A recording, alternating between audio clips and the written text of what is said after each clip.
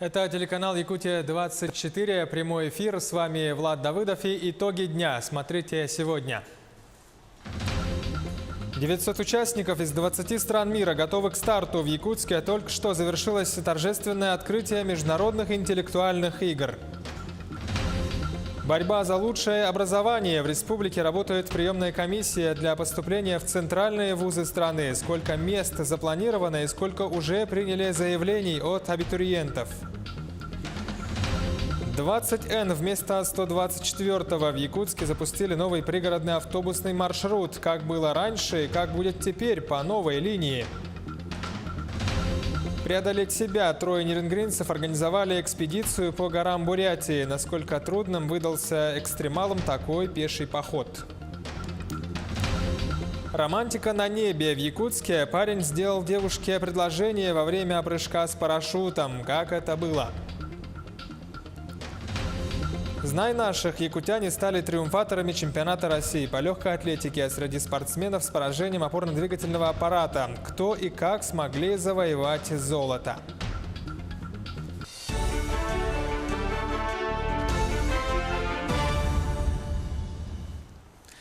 В аэропорту Алдана пассажирский самолет выкатился за пределы взлетно-посадочной полосы. Об этом сообщает пресс-служба регионального МЧС.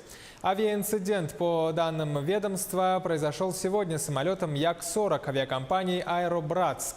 Самолет выполнял рейс из Алекминска в Алдан. На борту находились 25 человек, в том числе 7 членов экипажа. В результате авиапроисшествия воздушное судно повреждений не получило, погибших и пострадавших нет, говорится в сообщении МЧС. В центре Якутска мужчина упал в обморок из-за жары. Сотрудники кафе, возле которого это случилось, вызвали скорую помощь. Медработники сказали, что причиной обморока стал перегрев. В такую жаркую погоду перегреться может практически каждый человек, находящийся долго под солнцем. Как этого избежать и что врачи особо не рекомендуют в этот период? Подверженные люди – это люди пожилого возраста, молодого возраста, среднего возраста, а также и дети. Опасным солнцестоянием считается, что с 12 до 3 до 4. Даже не рекомендуют в это время купаться. И в такое время нужно очень много пить. Объем жидкости зависит от организма человека и зависит от его физического состояния и также от его массы тела. По данным синоптиков, температура в Якутске в эти дни, возможно, преодолеет многолетний температурный максимум. Сегодня днем воздух в столице прогрелся до плюс 34. Завтра ожидают 34-36 градусов тепла. Это выше нормы на 6 градусов. Ну а со среды жара начнет спадать до 25-28 градусов. Ну а в выходные, по прогнозам синоптиков, столбики термометров опустятся до 20-25. Возможны грозы с дождем. К другим темам. В Намский район для тушения лесных пожаров будут переброшены дополнительные силы. Сегодня в ходе выездного совещания по лесопожарной обстановке в Намском районе под председательством Алексея Колодезникова озвучили, что на территории района действует 5 лесных пожаров. Как отметили в департаменте по лесным отношениям, в настоящее время из Якутска в Намский Улус направляются 23 десантника Федерального резерва. Помимо этого, также силы, опять же, Федерального резерва, тоже 23 человека, едут с города Нерингри. И работу ведем мы с Читинским авиаотделением ФБО лесоохрана по выделению дополнительно еще 60 человек сил Федерального резерва. Это все эти ребята будут заброшены для тушения пожаров в Намском районе.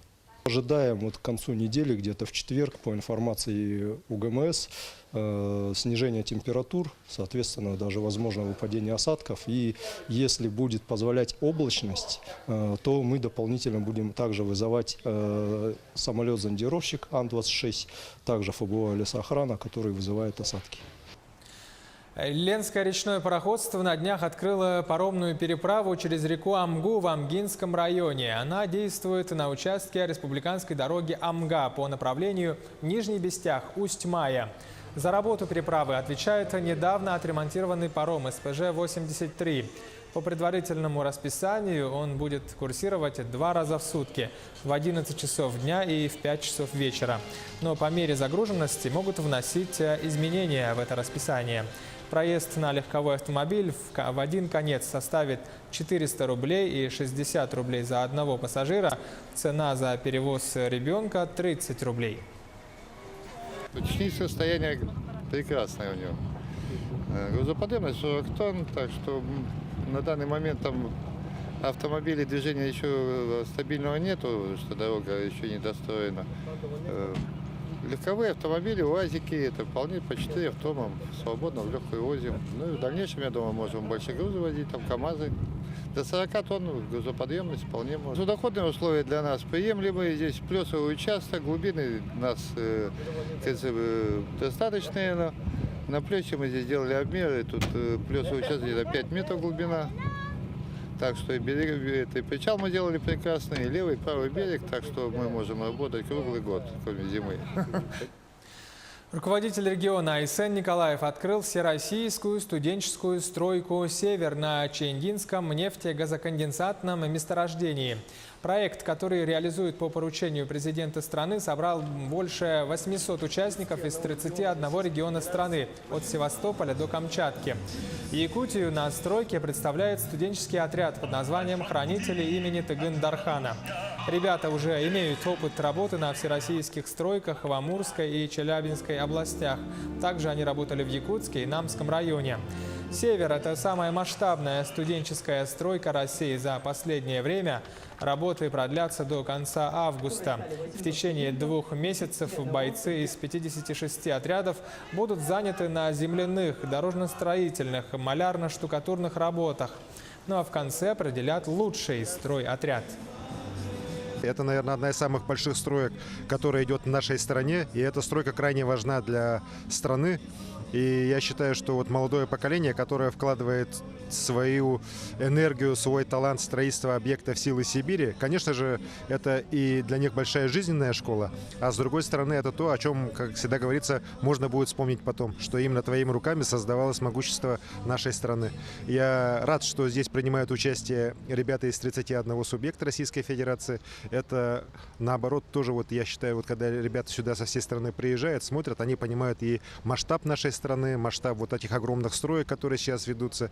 Не первый раз представляем отряд на таких всероссийских проектах. Каждый раз волнуемся, пытаемся представить себя как можно лучше, показать планку другим отрядам и не отстать от остальных. Суровый климат, то что именно эта стройка такая, ее прозвали в российский студенческий отряд самая брутальная стройка, потому что здесь только мужчины. То есть есть некоторые стройки, где и женщинами смежный характер, а здесь только брутальные мужчины, тяжелый труд. То есть ребята трудятся, проживают все вместе. Ну а сегодня руководитель региона работает в столице страны. Он планирует встретиться с первым вице-премьером, министром финансов России Антоном Силуановым. Николаев собирается обсудить с ним федеральное финансирование строительства 2-го этапа онкологического диспансера в Якутии. Далее он встретится с руководителем МЧС России Евгением Зиничевым. Основными темами станут ликвидация последствий паводка и ситуация с лесными пожарами в регионе. В графике Айсена Николаева есть и встреча с Евгением Дитрихом, министром транспорта страны. Ранее руководитель Якутии заявил, что обсудит с Дитрихом строительство моста через Лену и ремонт дорог на территории Якутии. Депутаты ЛТУМЭН сегодня рассмотрели новый закон России о повышении пенсионного возраста. Комитет по здравоохранению, соцзащите, труду и занятости подготовил 3 варианта поправок. Первый – сохранять существующий пенсионный возраст – 50 для женщин и 55 лет для мужчин. Второй вариант предусматривает повышение на 5 лет для каждой категории, то есть до 55 и 60 лет соответственно. Ну а третий вариант – скорректировать сроки переходного пенсионного возраста на полгода. В целом депутаты пока еще не пришли к единому мнению, и до 19 июля им предстоит решить, какой из 3 вариантов выбрать. Комитет обещал учесть мнение как депутатов, так и рядовых якутян и скорректировать выдвинутые варианты на основе демографической ситуации и климатических особенностей в республике. Тем временем против повышения пенсионного возраста выступила Федерация профсоюзов республики. Пикет прошел сегодня в столице, в сквере Гагарина. Цель – выразить несогласие с предложением правительства России о повышении пенсионного возраста. На пикете профсоюзы привели свои аргументы и отметили, что необходимо тщательно взвесить плюсы и минусы. И помимо парламентариев привлечь к рассмотрению и обсуждению этого вопроса рабочие группы от населения. Мы говорим о том, что до принятия таких законопроектов вообще и изменений пенсионного законодательства необходимо выработать ряд предложений, рассмотрений. Мы говорим о пакете предложений до рассмотрения таких законопроектов. Прежде всего, это, конечно же, повышение уровня жизни нашего населения. При даже том, что идет хоть малое увеличение средней продолжительности жизни, уровень жизни оставляет желать лучшего. Сегодня бригаде спасателей противопожарной службы вручили почетные грамоты и нагрудные знаки руководства Якутска.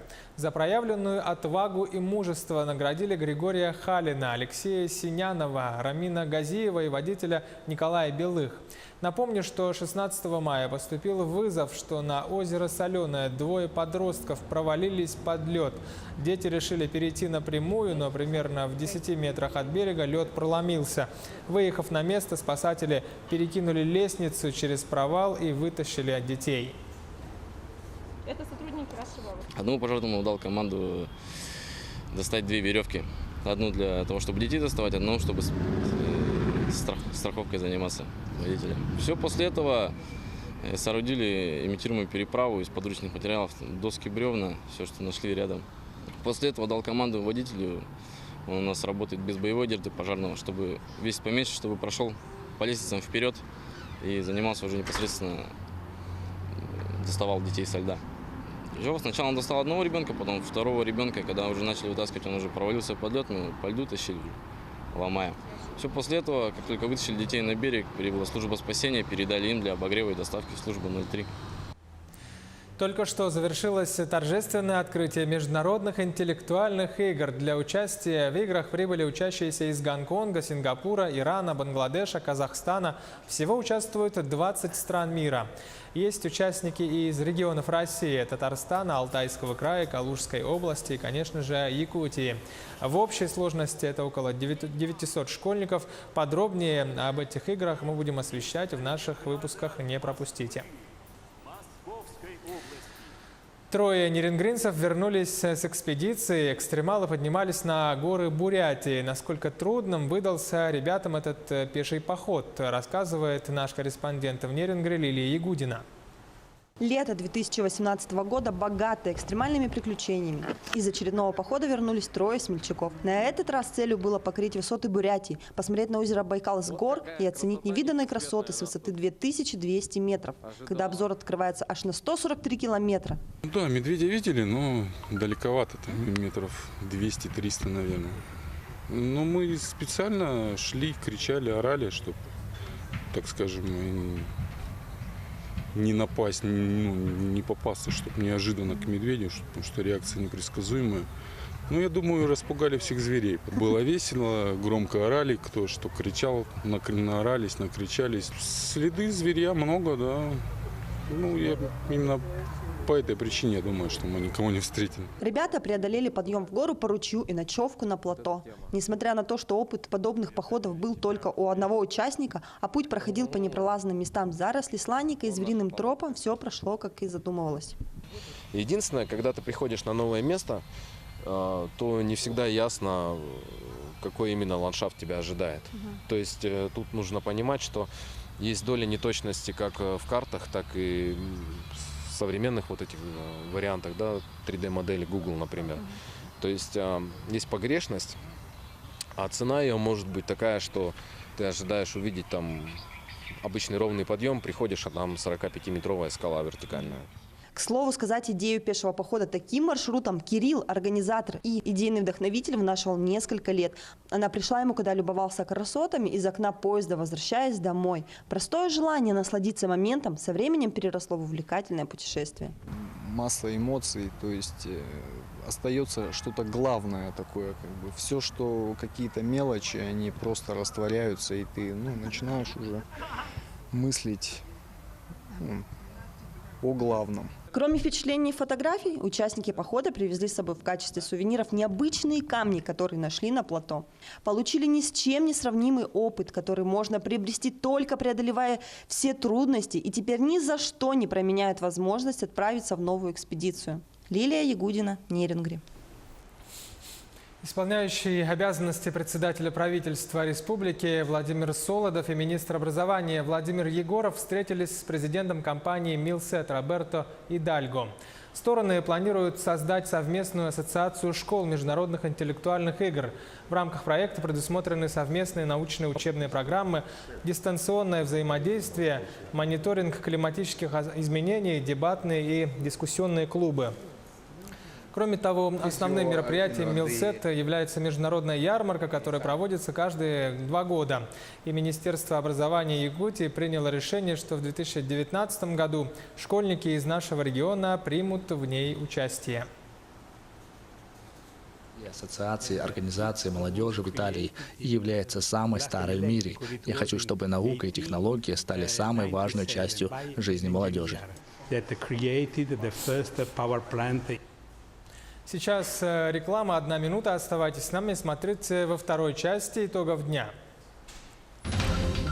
Борьба за лучшее образование. В республике работает приемная комиссия для поступления в центральные вузы страны. Сколько мест запланировано и сколько уже приняли заявлений от абитуриентов.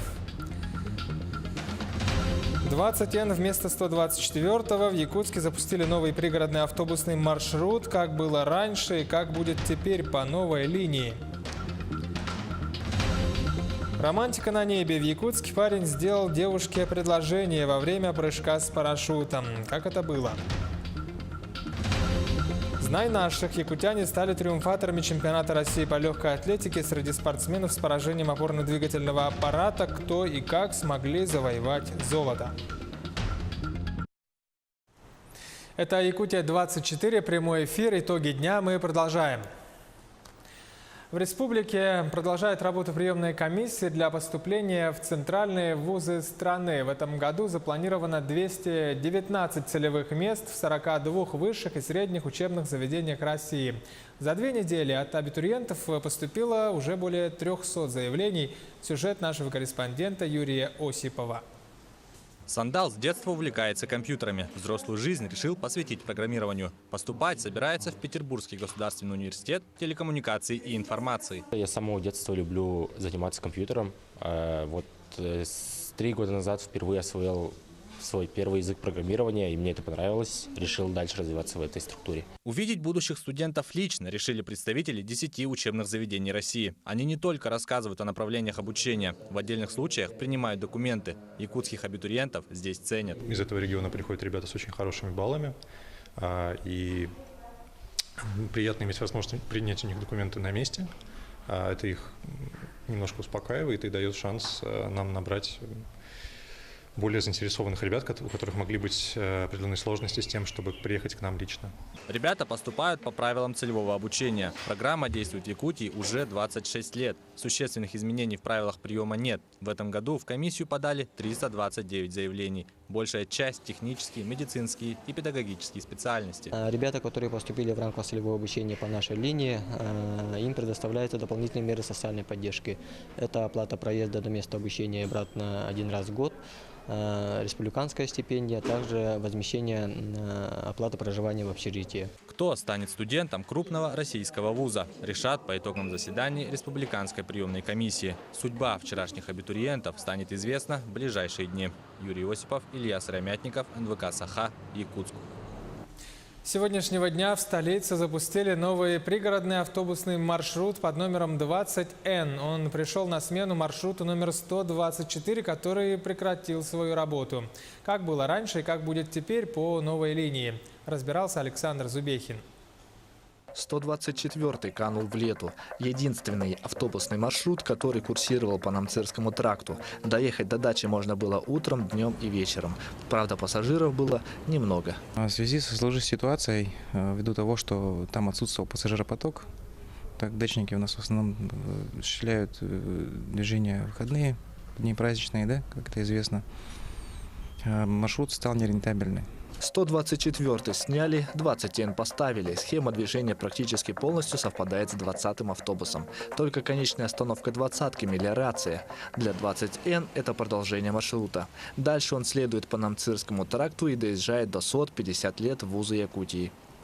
Преимуществом данного автобусного маршрута у нас является то, что у дачников Намцирского тракта появилась возможность доехать до медцентра, также до Сайсарского округа. Также главным преимуществом это является у нас количество рейсов. 20Н осуществляет 4 заезда круглонедельно. Цена поездки не меняется. 30 рублей цена поездки по городу за наличный расчет. 40 рублей до Намцирского тракта. Однако нововведение не всем пришлось по душе. В общем, наши, как дачников, живущих на Намцирском тракте, не устраивать маршрут. Почему? Потому что когда-нибудь в дачный сезон нам придется ехать стоя, потому что автобус занят городскими пассажирами. Мне не устраивает расписание, что когда он утром идет очень рано. На маршрут 20Н, возможно, поставят новые отечественные автобусы. 18 единиц презентовали в Якутске. Они длиннее и вместительнее, чем известные каждому горожанину пазики. Тогда дачникам не придется ехать стоя 15 километров. Александр Зубехин, Илья Сыромятников, Якутск. В Якутске парень сделал девушке предложение руки и сердца во время прыжка с парашютом. Примечательно, что для пары это был первый в жизни прыжок, и сделано это было накануне в День семьи, любви и верности. Репортаж с Аргаланы Ильиной. Вес тела на левой ноге. Вот нагрузили. По команде прыжок переносим вес тела на правую ногу. Обычная, если не считать волнения перворазников, подготовка к парашютным прыжкам. Но, скажу по секрету, сегодня произойдет знаменательное событие, причем не все его участники знают об этом. Игорь и Настя встречаются больше 3 лет, оба медики. Он уже практикующий врач, она вчерашняя студентка мединститута. Совместный прыжок с парашютом – идея Насти. Игорь поддержал. Вместе ходили на тренировки, готовились. Ну что, девчонки, как настроение? Отлично. Не боитесь вообще? Нет. Ни капельки. Чего бояться? Если боялись бы, не полетели бы. Самый волнительный момент – ожидание прыжка. Игорь покорил 900 метров первым. Настя прыгнула через пару минут.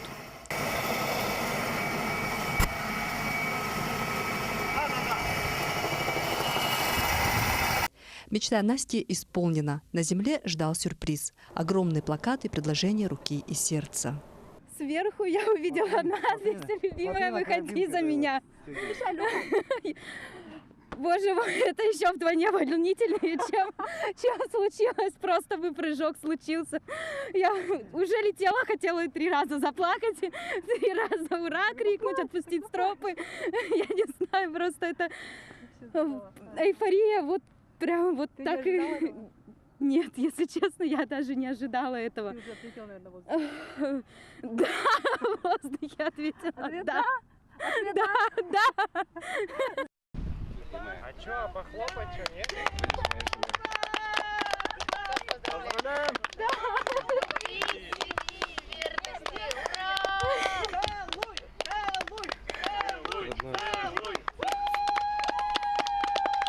Будущая семья Юргановых решила, прыжок с парашютом в День семьи, любви и верности станет их традицией. Все свершилось. Сегодня в День семьи, любви и верности сделано предложение руки и сердца. И теперь счастливой паре только остается парить в небесах всю оставшуюся совместную жизнь. Лана Ильина, Павел Пахомов, Якутск. Столетний юбилей со дня образования отмечает и якутская полиция. Юбилейную дату МВД России по республике встречает с хорошими показателями. Так, впервые в истории МВД региона министерство заняло 16-е место среди 84 субъектов страны по профессиональному уровню. Первое место по раскрываемости преступлений среди всех субъектов России. Также первое место по выявлению тяжких и особо тяжких коррупционных преступлений. Кроме этого, сегодня идет снижение преступности на 3,9%, а также высокие результаты по раскрытию убийств. В рамках юбилейных мероприятий МВД по республике презентовала книгу и документальный фильм, которые в скором времени будут показывать на телеэкранах. 10 июля мы отмечаем столетие образования якутской милиции. Это дата, которая мы ссылаемся на исторический документ. В архивах мы установили, что действительно 10 июля 1918 года был подписан первый документ о создании рабочей крестьянской милиции для поддержания правопорядка в городе Якутске. Дата эта совпала у нас с 300-летним образованием российской полиции. Ленску в этом году исполняется 275 лет. В связи с этим значимым событием историко-краеведческий музей организовал передвижные и стационарные выставки. Фотовыставка «История моего города» рассказывает о событиях, начиная от возникновения поселка Мухтуя до сегодняшних дней. Экспозиция уже успела побывать в Наслегах района и городе Мирном и уже успела произвести впечатление на ее посетителей. Например, авторская выставка Елены Платоновой «Речные истории» рассказывает об экспедиции от Усть-Кута до Ленска. Музей истории земледелия Якутии города Алекминска представил свою фотовыставку в нашем музее. Торговля началась на Лене, пошли речные карбаза, где демонстрируются фотографии, посвященные торговле на реке Лена. Это уникальные материалы, отражающие жизнь и быт жителей Алекминского округа конца 19-го, начала 20 века. Автор фотоснимков – скопец Ерофей Ересько. Также алекминцы подарили нашему музею уникальный коллаж, автором которого является Опиц Франц Иосифович, знаменитый фотограф 19 века. Якутяне стали триумфаторами чемпионата России по легкой атлетике среди спортсменов с поражением опорно-двигательного аппарата. Золото завоевали студент педколледжа Александр Парников в беге на 5 километров и также золото у студента СВФУ Гаврила Мигалкина в метании диска. Саргалана Захарова подробнее. Золотая медаль за 20 минут и 24 секунды. За это время Александр Парников пробежал 5000 метров. К этой награде чемпионата России шел не один год, всегда был вторым. У Лусах тоже второй занимал. Здесь в городе Аспакиаты тоже были. Там тоже вторые, а потом кросс нации 5 раз тоже в среднем стал. Вот. И я думал, у меня такая судьба ли какая-то, а потом не, все равно как-нибудь добьюсь. Добиваться своего привык с детства. В небольшом поселке Тумул Устьянского района мальчика с диагнозом детский церебральный паралич не допускали до уроков физкультуры. Маленького Сашу прогоняли из спортзала со словами «У тебя же больные ноги». А парень не думал об этом, просто хотел бегать, как все. Дети бегают, играют. А потом мне захотелось тоже бегать, прыгать, играть с ними. Вот, а потом бабушка заставляла ходить, а потом начал ходить не так хорошо, а как медведь кослапый. Когда бегал, я всегда падал, но всегда вставал. Бабушке, которая больше всех верила в Сашу и заставляла вставать и идти, он посвящает первую победу на чемпионате страны. Поверил в студента техникума и тренер Василий Аленов, разглядел в парне потенциал. Сегодня Александр готовится к мировым стартам. Ждут, что санкции с российских паралимпийцев все же снимут. Главным стартом сезона является вот этот чемпионат России. Он предварительно является отборочным на чемпионат мира следующего года. Но мы все еще надеемся, что Россию допустят. Мы всегда остаемся патриотами своей страны и даже не рассматриваем варианты выступать за другие страны. Да? Саргалана Захарова, Илья Сыромятников, Якутск. Таковы итоги дня. Смотрите телеканал Якутия-24 и будьте в курсе.